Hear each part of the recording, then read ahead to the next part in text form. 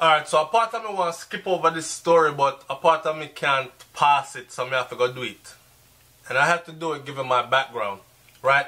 I'm running through here looking for titles and I come across this one. It says, Jamaican-born U.S. Army soldier dies suddenly in Kuwait. I was thinking to myself at first that, okay, he probably died from like gunshot wounds or from an IED explosive device going off or something, getting in a firefight with the enemy or something like that. And it's not the case. It's not the case at all. Before I start this, let me say this. Enough people already, not enough people, but a few people already have said stupid ass things like when I left Jamaica, I gonna fight for the white man country and all these other things like that. This ain't what it is. I have you know that there are a lot of Caribbean people, not just Jamaican, but Jamaican people them well represented in the military. I know especially in the army where I was at, there are a lot of us there, right? And believe it or not, Jamaicans never change which part we go. When we go anywhere in the world, we link up. So even being in Germany for all those years, there was a Jamaican soldier organization within the army there. And we would actually link up on weekends to do barbecues, and we would have and do a cookout and play with music, and we would have they even had Jamaica Day. And it was at Jamaica Day that I introduced people to curry goat and them kind of something there. Had an American friend, born and raised. I remember he told me, he said, I don't know how y'all eat that stuff, man. How y'all eat goat? And I'm like, alright, come down to the, they're having a gathering tomorrow, come down there. And it's very huge. We're well respected. Brought him there. He saw all the food and he was like, yo, all this stuff looks good, but I don't know what it is. It smells good. Check it out. Don't tell me what it is. Just make me some plates and I'll eat them. I make him oxtail plate. Make him curry goat plate. I make him, I forgot what the other one make him. But anyways, I remember curry goat and oxtail became that man's favorite meal. And anytime he went home, he was from a certain part of Florida where my mom's restaurant was. And anytime he went home on vacation, he would come back to Germany and tell me, yo, I had to go visit your mom's restaurant, yo. And I got my curry goat and I got my oxtail and whatever. And it was years later, even though we kept crossing paths in Germany, it was years later when I came back to the States and I was chilling at my mom's restaurant and he came home. He actually did frequent the restaurant, and those were the two things that he really did order all the time. So this story is kind of near and dear. The Pentagon, the headquarters of the United States Department of Defense, has identified a soldier who died Tuesday in Kuwait from complications associated with a non-combat related incident. Kuwait for a lot of us is like a stopover. So you're going to deploy into Iraq or Afghanistan, you leave theater. And leaving theater means you leave where you're staged and you get your whole team together. This is where we get on the plane and we're going to leave from, say, Germany. Right? And we're going to all land in Kuwait. When you land in Kuwait, Kuwait's nice. You stay in a palace. But of course the palace isn't furnished like a palace. It's furnished like... I'm walking you through mentally.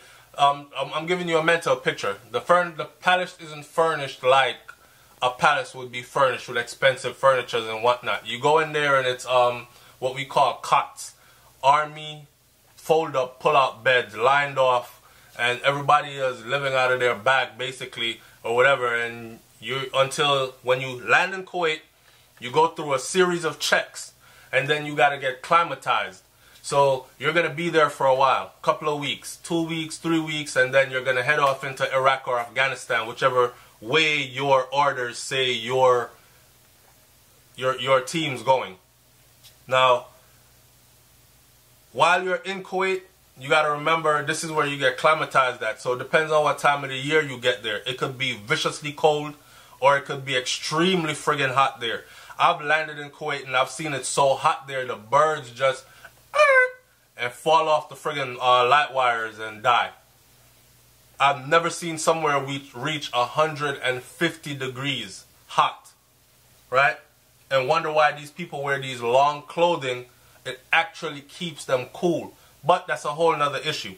So the story is that reports are that the soldier who was born in Jamaica collapsed while jogging with colleagues.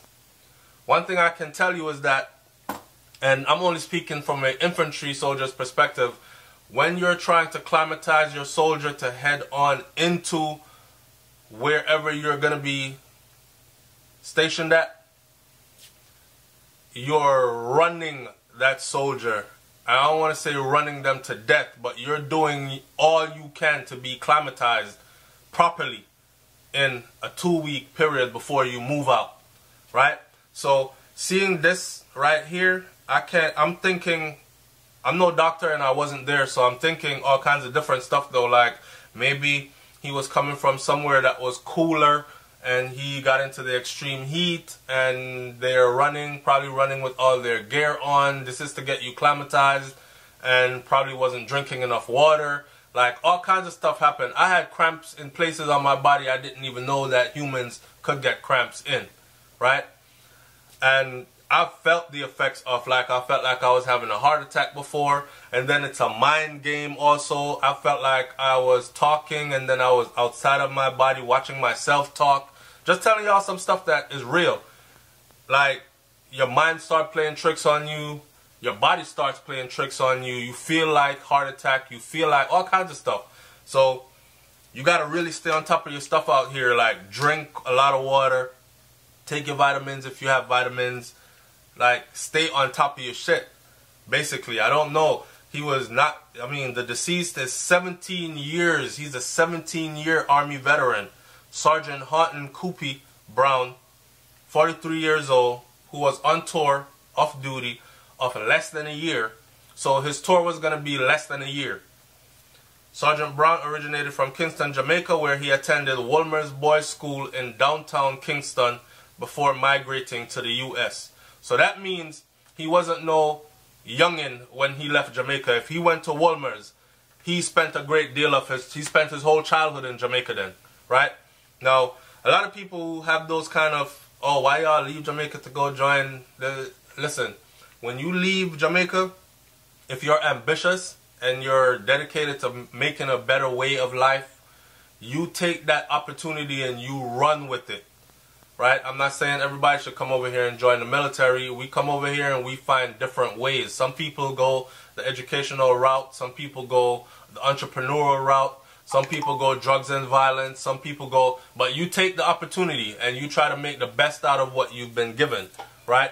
A lot of us find that when we go into the military here that a couple of things can be expedited for us, and there are benefits there that last a lifetime also. So if you're talking about setting up your children for life, or you're talking about setting up yourself where you know for a fact that in your older days, some people retire and they retire to nothing. I don't ever want to be one of those people. I don't want to hit a certain old age and I'm standing at Walmart talking about welcome to Walmart and my back's hurting and my knees are hurting, but I got to be here, or standing behind somebody's cash register at a certain age. I don't want to be doing all that, right? So we make sacrifices, and we make sacrifices so our children don't have to make sacrifices. And we make sacrifices to further our education or to do all kinds of different stuff, but it's all in the name of progress. So this brother was out here, he was doing just that, right? He was doing just that. He was assigned to the 306th Engineer Company, 411th Engineer Brigade from Farmingdale, New York, and was supporting the U.S. counterterrorism mission in Afghanistan known as Operation Freedom Centennial. Kuwait is west of Afghanistan, with the two countries being separated by Iran and narrow section of Iraq. While further details of the circumstances surrounding the soldier's death were not given by the Department of Defense, the agency said that the incident is under investigation. A U.S. Air Force officer, Tech Sergeant David Board, also died in Kuwait from what was also labeled as a non-combat related incident in early August of this year. I'm doing this also because it's very interesting to hear what the audience will have to say, from why do we go overseas to fight for other people, military, to what kind of benefits. They might ask questions, what's available for you. Someone might be interested in taking the same route. I can guide you in that direction and make you make even better choices than what I did. That a wealth of information can come from this. Also, it's interesting to hear people's opinion. I wonder if it was foul play involved in them dying over there. Or, like, not foul play as in fratricide foul play, meaning from your own team, your own people, even though we could get into a whole nother video on that right there. But let's talk about the people that came back from the, this is before my time, the Gulf War. And now they're having like the Gulf War syndrome, where their whole body is starting to shake and they're drooling from the mouth, and as the disease progresses, they can no longer take care of themselves, control their bowels and all the bodily functions and whatnot. So are you thinking it's something like that that's going on over there? Those people are releasing nerve gases and all other kinds of stuff could be happening. Is it a vaccination experiment thing? Like, I want to hear a whole wealth of whatever the hell you have to say in this comment section below. In the meantime though, we're going to say rest in peace to Sergeant Horton Coopy Brown. We know that you went out there to make a better life for yourself, and that you did. And I'm pretty sure that if he left behind family, and especially wife and children, or children, even so, if none of those are left behind, I know his next of kin, who will be probably his family or his brother or sisters, someone's going to benefit from his passing. Alright? It's SouFLoTV, man. Like, comment, share, subscribe. Leave your comment in the comment section below. And again, Sergeant Horton or Coopy Brown, rest in peace. I'm out.